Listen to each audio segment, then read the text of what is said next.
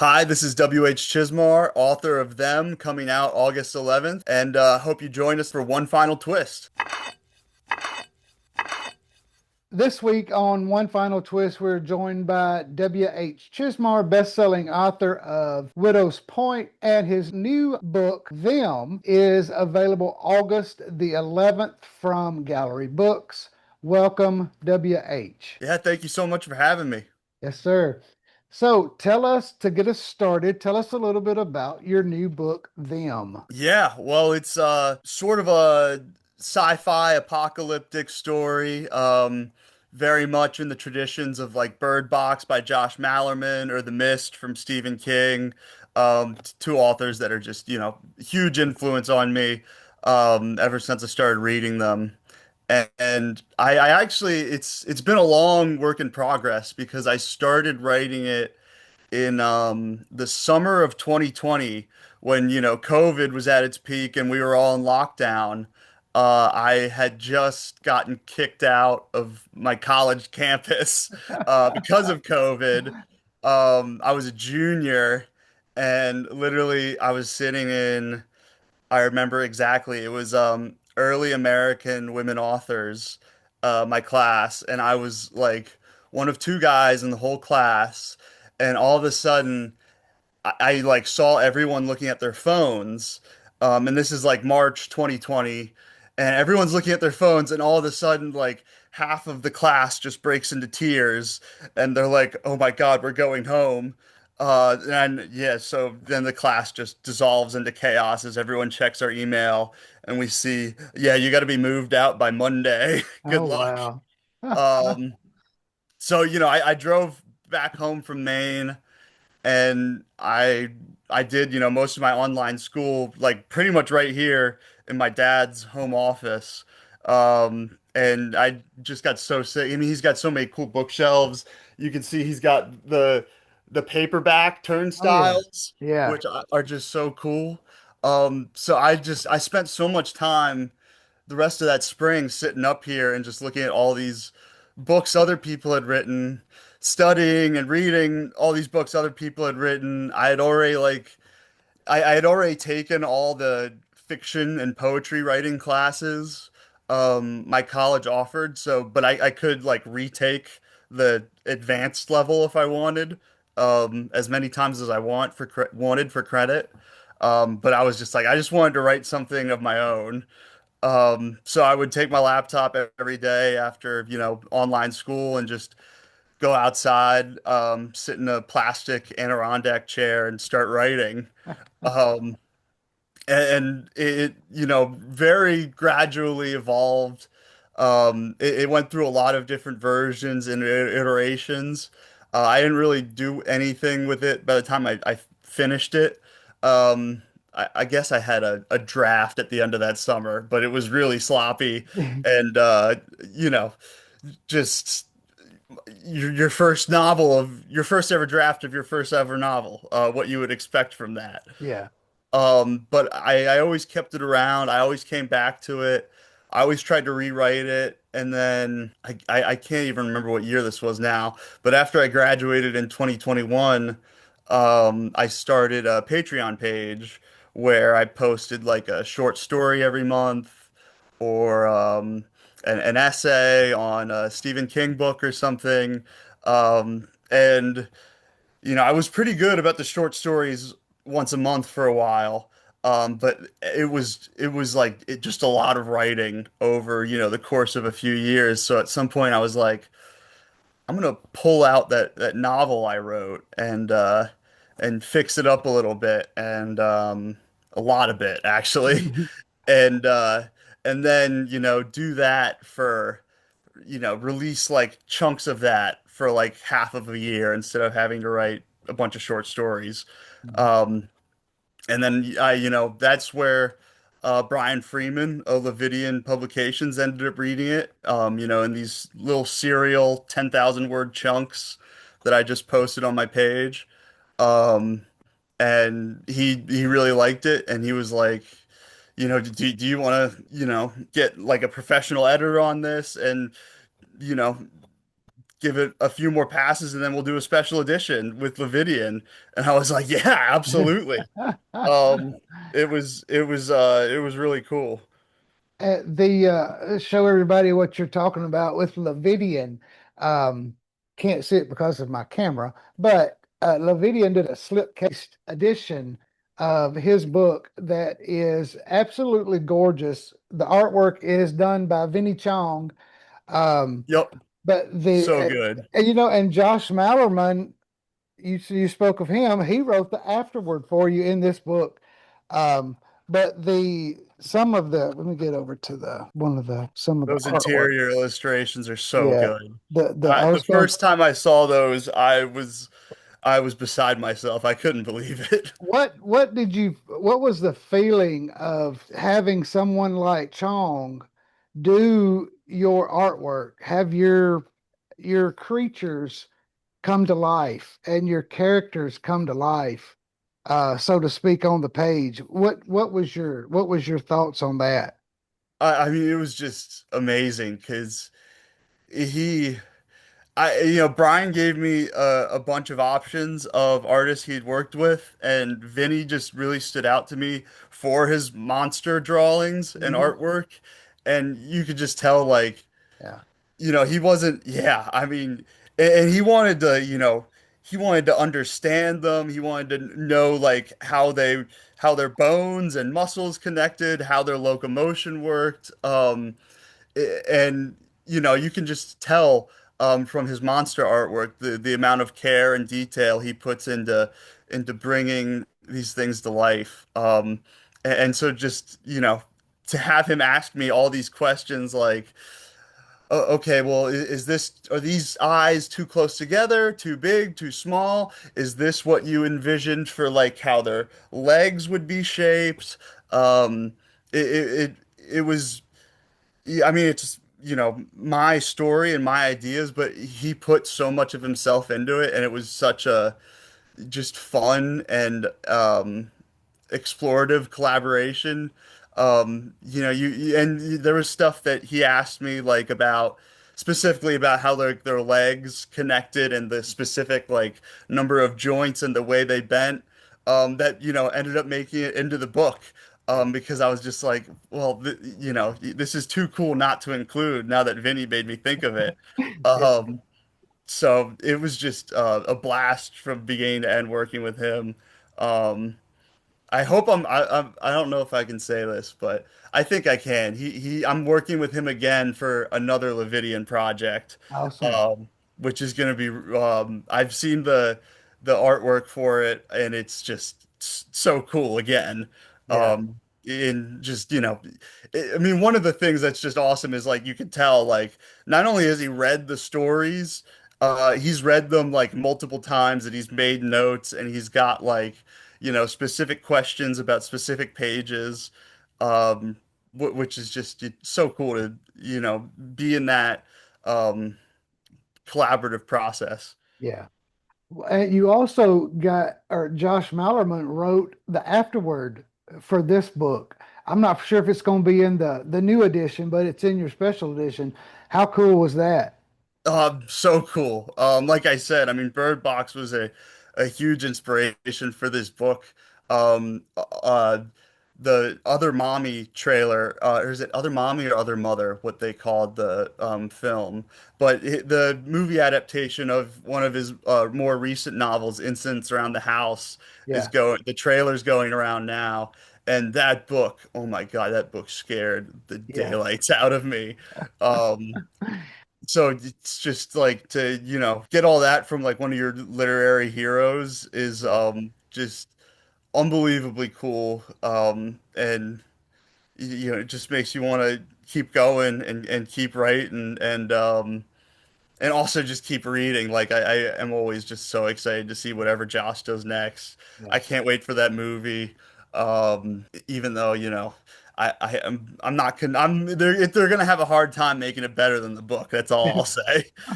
Well, we all know that it very rarely is better than the movie is very rarely better than the book. Sometimes they are.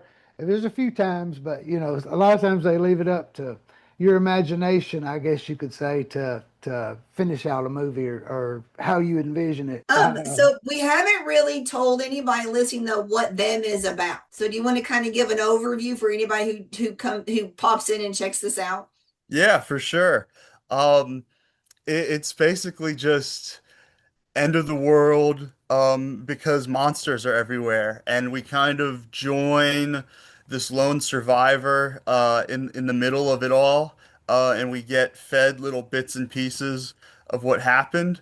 And there's a dual narrative too, where we kind of get this lone wanderer's perspective, but also the perspective of someone who has some insider knowledge on how these monsters got here, how it, was, as all good science fiction teaches us, the result of a military experiment gone wrong, trying to create a new weapon.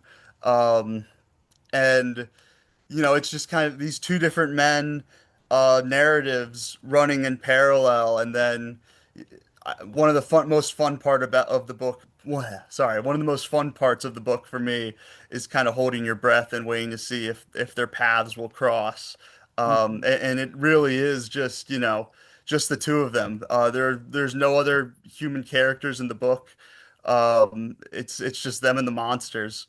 So it was a challenge sometimes with such a limited cast, but I also got to know them really well, and just had a lot of love, a lot of fun. How hard was it to not name him?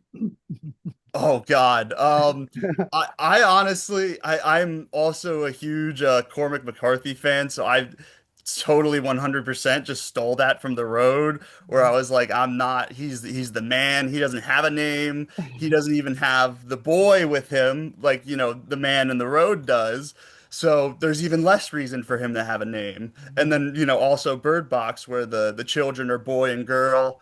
And there's other apocalyptic fiction where that loss of a name is a really big thematic point. So for me, it almost just felt like natural, um, like I was just adding to that tradition.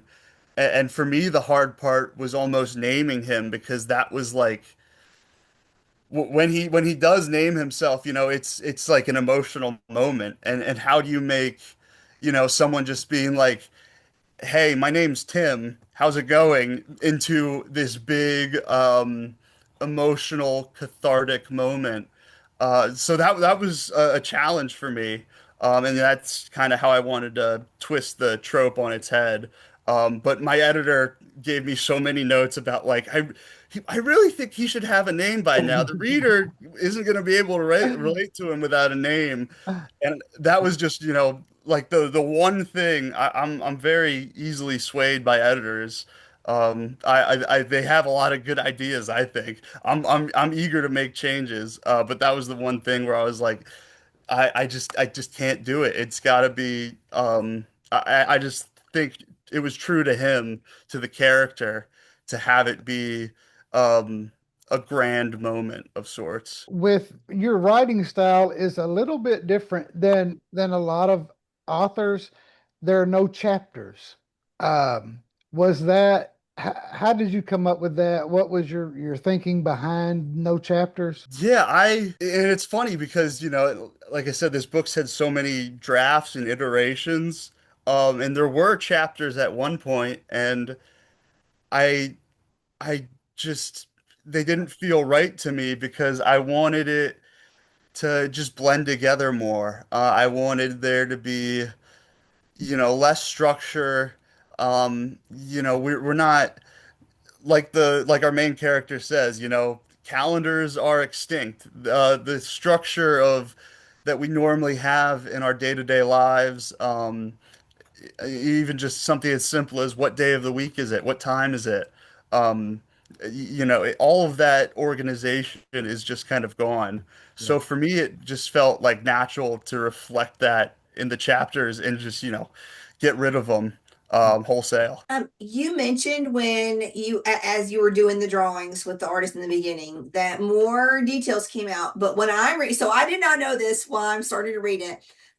But I noticed a big pattern in threes for the way that you describe things. So was that intentionally, or did it just kind of organically happen? Or is there like something? Because I will absolutely dig until I can find a hidden clue. So is there a clue with the threes?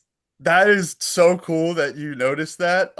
Because it totally was like it's something that emerged naturally. Mostly because, they are these, three-legged monsters with six eyes. Numerically, they think in sixes, compared to how we think in tens.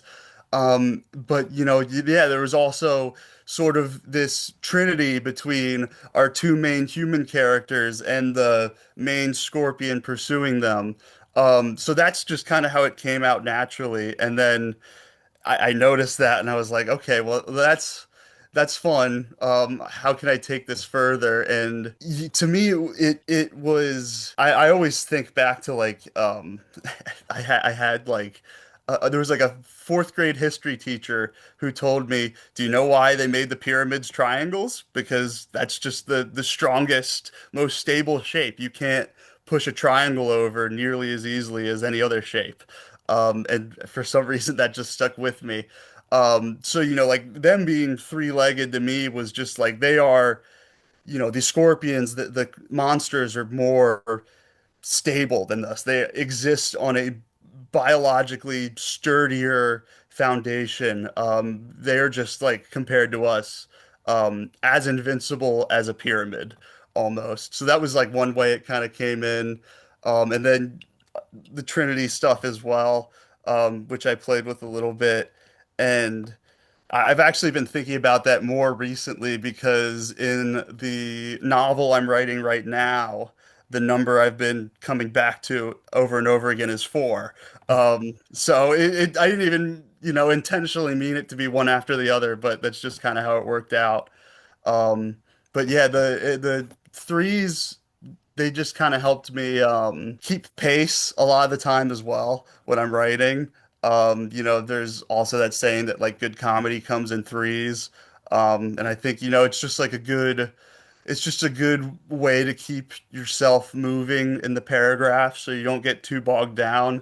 Because I think my tendency is to, give a lot more than 3 points of description, or whatever it is. I always want to go overboard. So limiting myself to three helps a lot. You co-wrote a book last year, or it was published last year with your dad, Widow's Point. Is that right? Widow's. I always want to call it Yep. Widow's Peak, but You're not alone. You're not alone. Widow's Point.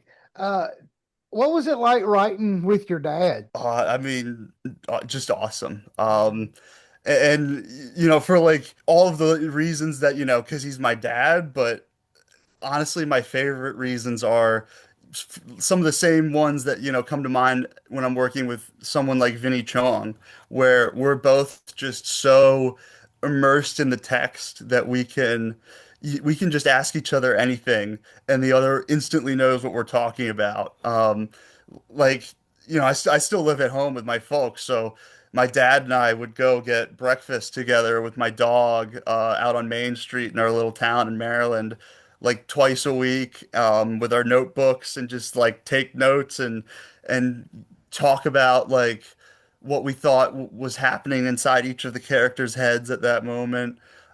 We could just, pass each other in the living room and be like, "Hey, what do you think Jeff would think, if he heard someone screaming out in the woods?"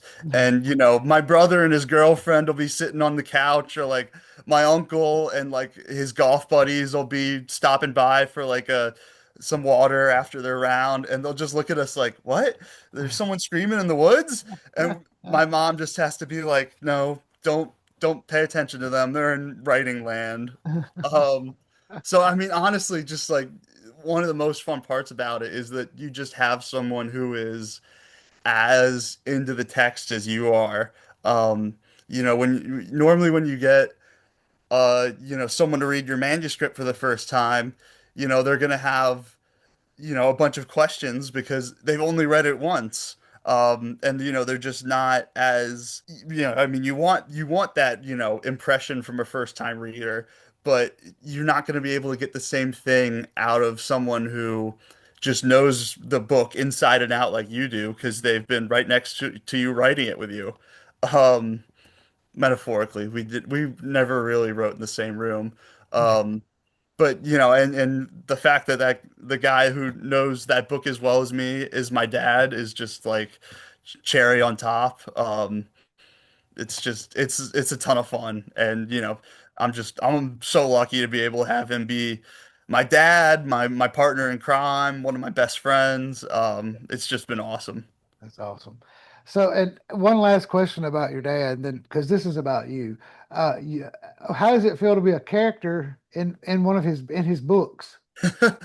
Yeah, I it's so weird, and I'm lucky because I don't think I take as much not offense, but I'm not as disturbed as my mom is.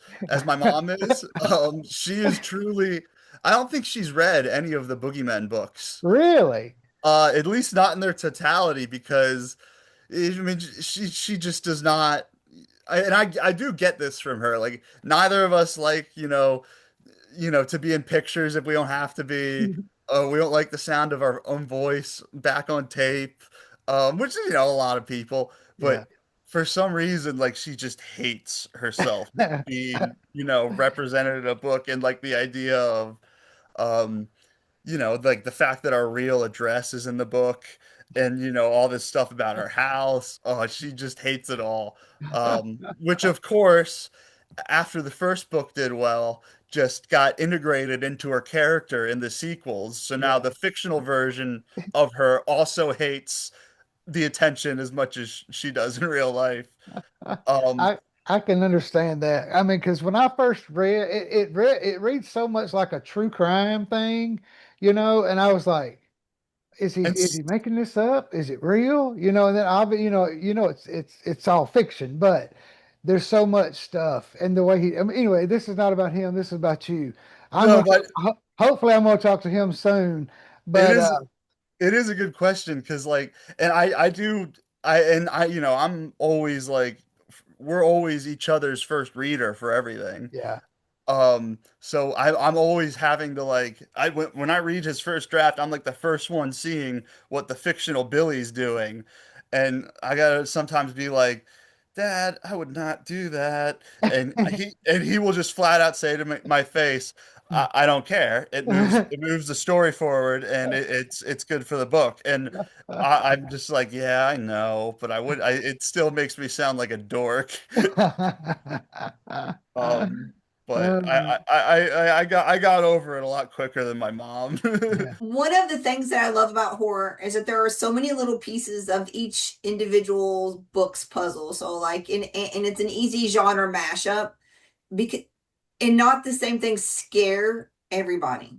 Like a jump scare doesn't scare me nearly as much as like a survival horror like this, like a dystopian.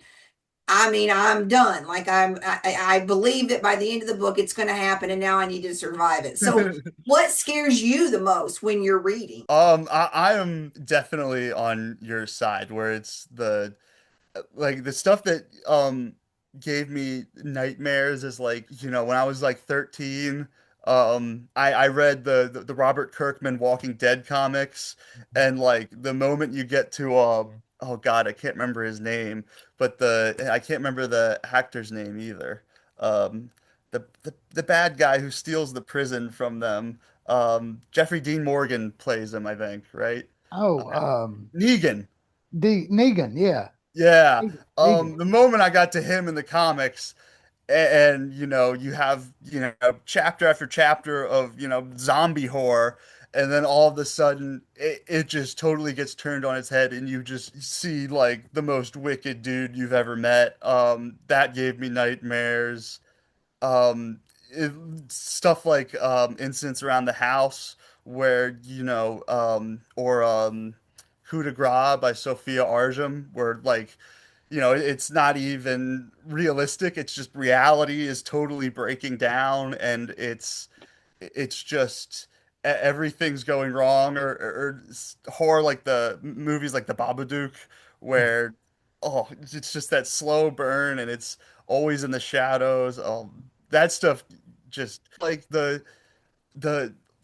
ones that I am like always surprised gave me, a lot more nightmares than I expected was like Deep Impact and Armageddon and like disaster movies like that where like you just see like New York get obliterated in 5 seconds, or Independence Day where the White House gets lasered. That like just grand sudden destruction, it always just like threw like a chill down my spine because I knew, no matter how young I was, on some level that like aliens blowing things up isn't that different from a bomb that we make. And at some scale, the power, or at the further you go up in the power scale, the less it matters. And that would always freak me out seeing anything blow up with that much force. The in your book, early in the book, you give a nod to the Democrat from Maine. Is that who I'm thinking it is? Stephen King, yeah. I kind of figured it was. How much of an impact has he had on your writing? I mean, you mentioned The Mist and all of his some of his earlier stuff. How much of that impacts what you put on the paper? I mean, definitely a lot. He was, the first like real adult writer I ever read. I read Eyes of the Dragon when I was like, I don't know, like 11 or something. Like I got myself through it because, and when I was like 8 or 7 or something, we watched my first like I guess it was probably PG actually because it's older, but we watched Silver Bullet, Oh yeah. based off of Cycle of the Werewolf.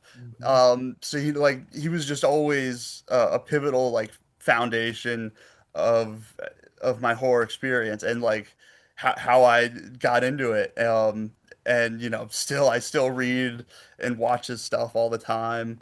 And The Mist especially had a huge impact on them because and you talked about, movie adaptations earlier. I love the film adaptation of The Mist, the Frank Darabont version, Yeah. and I think the ending's awesome. But I something from the original ending is still lost for me because in the book The Mist, there's the idea that the mist keeps going and it keeps spreading, and we might not be able to contain it. And there might be hope somewhere else. We might be able to get out of this, but there's still that lingering sense that, okay, this main ecosystem has been irrevocably changed. Like, there's no getting the mist back in the bottle. There's no pushing it back through the portal. The world is just different now. And if God, what was Drayden?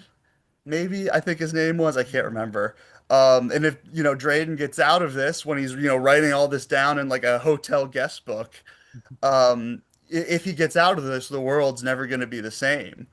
And the movie, as crushing as that ending is, that's very much the promise of the ending is that everything is back to normal, and everything is going to be okay. And like, yes, the military accidentally brought these extra dimensional creatures that massacred hundreds, if not thousands, of people, but they fixed it now, and they're going to clean up their mistake, and probably no one outside of this town is ever going to hear about it. Yeah. Um, so that's where a lot of them came from.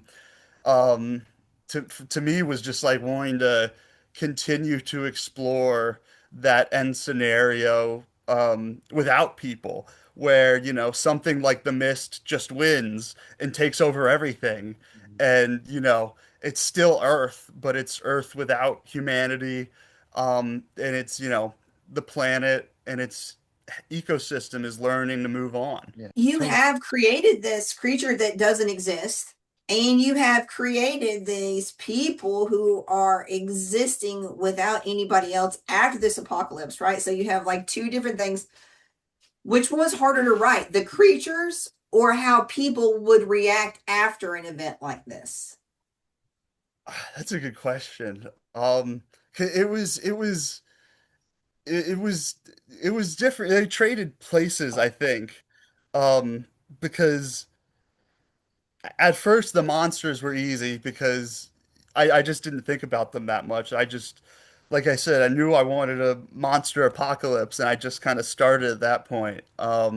So for those first few drafts, I do think the struggle was probably getting into my human characters' heads, and especially just like reckoning with the just sheer amount of time they've spent in isolation, and in bunkers, because if they were figuring out, like, I had a realization where it's like, oh, these people are extremely isolated because the only way they're still alive is if they've been, buried underground or something for years. And kind of, like I said, I wrote it during COVID, so there was a little bit of that to draw from. But at the same time, it was, you had to go to a pretty extreme place and put yourself in their shoes. And, I think I was able to, I was able to find coping mechanisms that not only worked for the characters and helped keep them moving and helped keep them motivated, but also helped me flesh them out as people without, them just being either totally broken or utterly insane and just hoo-hoo nonsense. Um, yeah, just finding that middle ground. One book I think of, I actually read it after I wrote the Levidian. I think I read it before I did the gallery revisions, but A Canticle for Leibowitz by Walter Miller Jr. helped me with that a lot. Because it's about this post-apocalypse, from nuclear war, and there's all these monks who live in the desert, and they, for hundreds of years collect old physics textbooks and grocery lists, and they treat these things from our world, our time, as like relics, as holy relics, and they, follow like loose teachings, from, whatever Bibles and other holy books they can scrounge up. So they have this whole belief system that, helps them just endure the radiation and keep hope that, there's going to be people one day that can use this information. It won't be us, we'll be dead before people rediscover electricity. But there will be another day tomorrow. Um, and so just like finding a way for them to, keep motivating themselves, to live was not always easy. But it was, one of the most rewarding parts of the book for me. And then the hard part about the scorpions was just, finding out that they had those same hopes and desires and motivations in one way or another. And for me, the hardest part about that was just finding the line between going overboard and making it like too cheesy and just keeping it like reeled back, so that the reader still has to do a little bit of work, and thinking like, oh wait, oh we could have worked this out another way maybe. Because that realization is just always so much more impactful, I think, when you can come to it on your own. You made a comment when you were doing Levidian edits versus the gallery edits. How much of a difference in the story is there from the Levidian book to the current book? It's definitely more significant than we meant it to be, or that I thought it would be. Just because, once I get into something, I can't help from making changes and Right. trying to make it better. Um, and also, my editor at Gallery, Ed Schlesinger, is like, a legend. I'm so lucky I got to work with him on Widow's Point with my dad, and that, he wanted to keep working together on them. Because there's just like, I couldn't like not take advantage of Yeah. anything he told me. And when he says like, I think it would be really interesting to add 1,000 words about, uh 1,000 word flashback here about his childhood. um I couldn't resist. Yeah. So it wasn't, supposed to be super. drastically different, but it ended up getting like a decent chunk longer and just like a lot of little tweaks and additions that I was really happy with. And like I said, that Ed being probably the best editor in New York, he's gonna make any book he touches so much better. So Yeah. I'd be an idiot not to just look over everything he said 3 times and do it all. Yeah. Except, like I said, the name thing. That Yeah. is what I put my foot down on. And my dad, I had to get like a pep talk from my dad. He had to be like, Billy, it's your book. It's your character. You know it better than anybody else. And he agreed with me on the name thing. So he was like, do not, you got to put your foot down. You just got to do this sometimes, Billy. I'm telling you.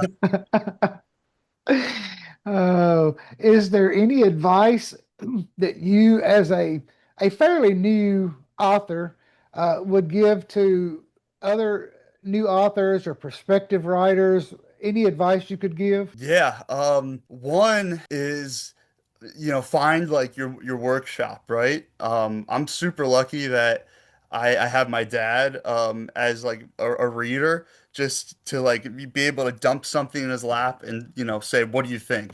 And not only, can he give me good feedback, but he'll give me honest feedback. And that's just like, I mean, that's where like part of the trust as co-authors comes in too, is that we've got to be able to trust each other, that we won't hurt each other's feelings, that we can just say like, okay, this paragraph is bad. Why did you write this way? You were sleepy, weren't you? This was at 1 a.m., wasn't it?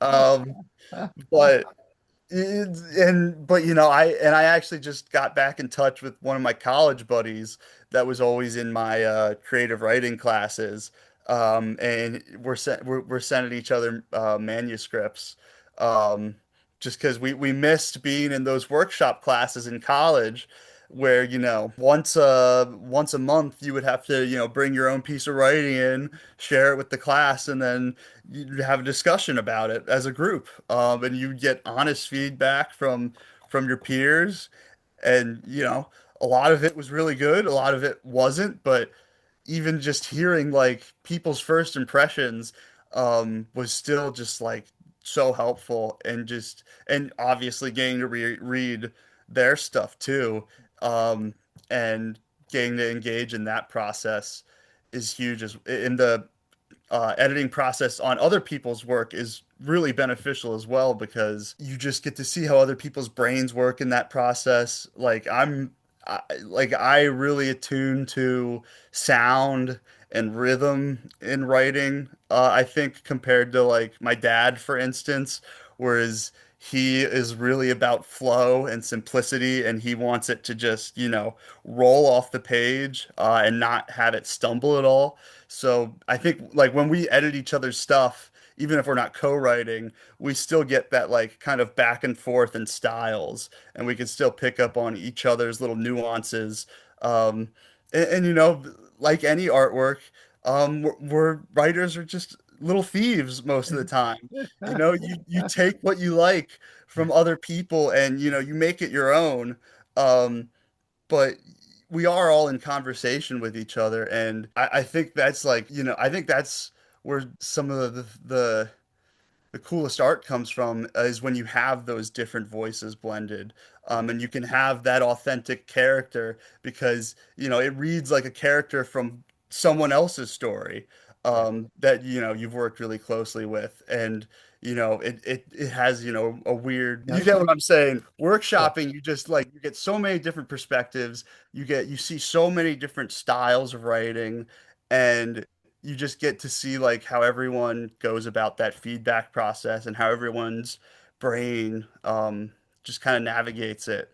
And you're editing in real time and saying your thoughts out loud. And I do think editing is like probably the hardest part about your first book. Um, because getting to the end is the most important. Writing those last two words, the end, is the most important, but the hardest part is getting through those next few drafts, tightening it up, polishing it, killing your darlings, reworking your dialogue, all of that stuff is just so hard.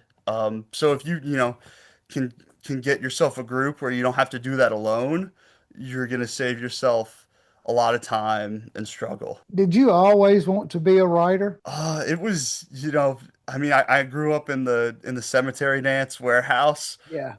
I didn't have a babysitter on Mondays, I think it was. So my dad would pick me up from school and we would just go straight back to the warehouse, which is in like a little air park with a bunch of different office buildings, like 5 minutes away from my old elementary and middle school. And yeah, he would, just do work there.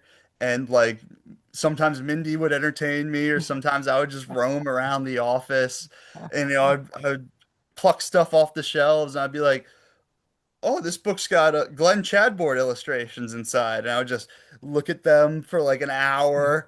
All of Glenn's like grotesque skeletons crawling out of coffins. I would just stare at them. I'd read all of the different backs of books I could because I was too scared to actually like start reading any of the books. But the summaries on the back, they weren't scary. They were fine. So, it was just I've always been around books and storytelling. It's just always been a part of my life, and it was always something I was going to do for myself, whether I wanted it published or not. And then in sophomore year of college, I was a psychology and English double major, and then that was when I was really enjoying my creative writing classes at that point, my fiction writing classes, and I just said I can't do any more psych classes. I had to take psych statistics, which was the bane of my existence. I hate math and numbers. Um, so I didn't want I just wanted to, go all in on being an English major. And yeah, so I made that jump end of sophomore year and then just started writing as much as I could in the meantime. I just got to say, from a parent's perspective, like you're just so dang happy where you're at right now. And that's awesome to see because you see so many young people like that under 30 crowd that are just really complainy pantses. That's how I will leave it at that. But you're just really happy with where your life is going, and that's awesome. Yeah. Yeah, well, it's easy because I am really lucky, and I try to be grateful. Because like I've got my dad as my best friend and writing partner. I've got a great support system, um, a great set of readers. Um, and I had just so many great teachers and friends that helped me out over the years. So it's hard not to be happy, honestly. Yeah, I just try to pay it forward, I hope, and keep it moving and keep writing and hope and spread the joy with the stories too. Any of your work been optioned No. that you can talk about? I understand if you can't talk about them. Yeah, we did do Widow's Point. Um, because we originally had Widow's Point, that also was in a few different versions. Yes. My dad and I wrote, there was a novella that was just sort of the Thomas Livingston 2017 portion, and then the Complete Haunting includes the 2017 saga as well as the 2025 saga. So there was a movie Greg Lamberson, an indie filmmaker up in Buffalo, New York, made of Widow's Point. That was really fun. Craig Sheffer plays our Thomas Livingston, our lead character. He was in like A River Runs Through It with Brad Pitt. He was I don't know his character's name. He was Uncle something in One Tree Hill. Um, and one of my college roommates loved One Tree Hill, and when he found that out, he went crazy. And I was like, dude, you are a big, beefy Italian guy from Long Island. What do you mean you love One Tree Hill? He was a backup quarterback on the football team. Uh, his name was Cheech. One of my best friends, such a funny guy. His favorite character on One Tree Hill. Um, and yeah, the movie.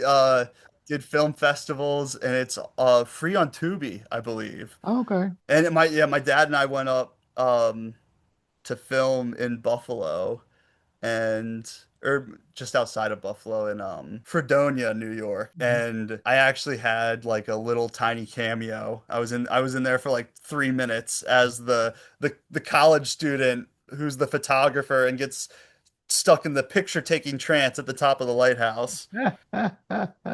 Well, okay, so just one fun question. If you were thrown into a horror apocalypse book, what would be your secret skill? Would you be like the fighter, the forager, the hunter, or the one that gets left behind?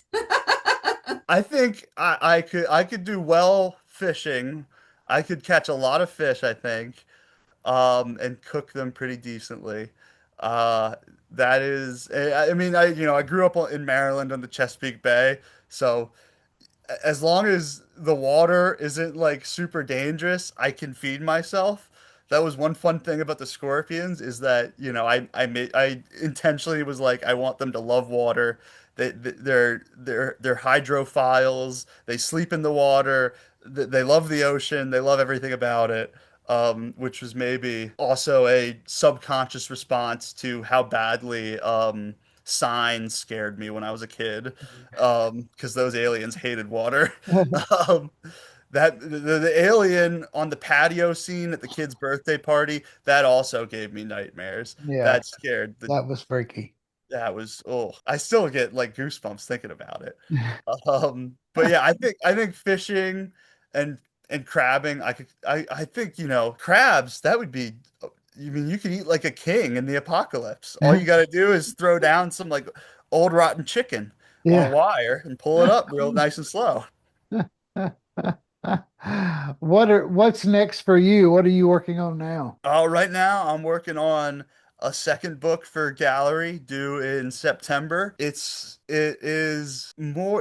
takes place at a college, at a university, which is fun because it's given me an excuse to hang out with some of my old college buddies and go back up to Maine and visit Waterville, my old stomping grounds, and just like kind of really put myself back in like the headspace of being 18 to 22 years old and about to embark into the world, um, when, everything seems like it's just about to flip on its head. And, I've got some more monsters coming up. So, Is this horror too? Will it be horror? yes. Okay. All Yeah, right.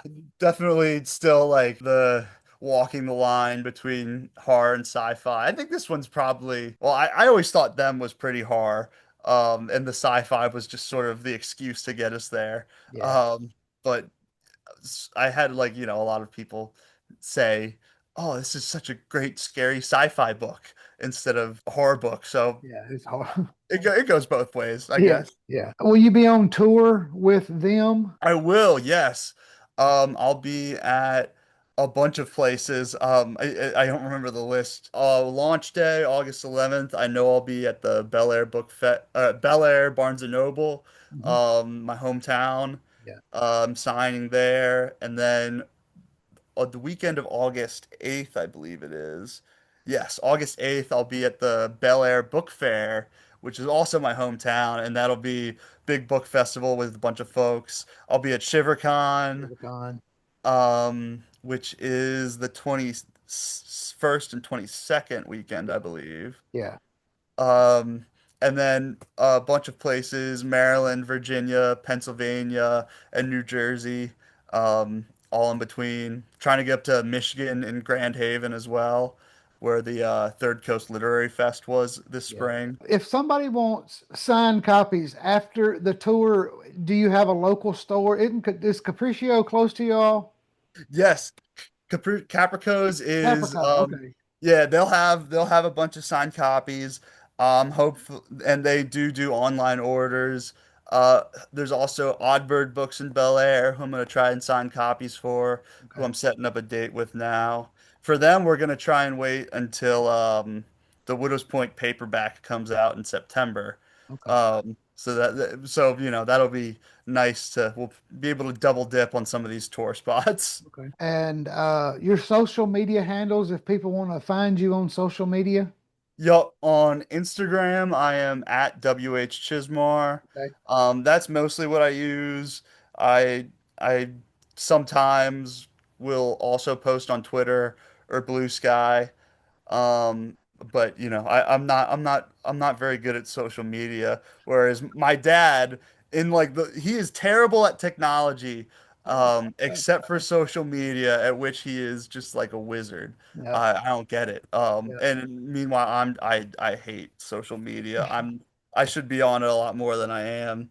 You can friend me on Facebook too. I'm Billy Chismar on that. But Okay. yeah. Is there anything that we didn't ask that you want to talk about? No, I don't think so. Thank you all so much for having me. Thank you to W H Chizmar, the author of Them. It's available August the 11th, wherever books are sold from Gallery Books. Thank you to Lucy at Gallery for arranging our conversation. Y'all check this book out. It is well worth the read.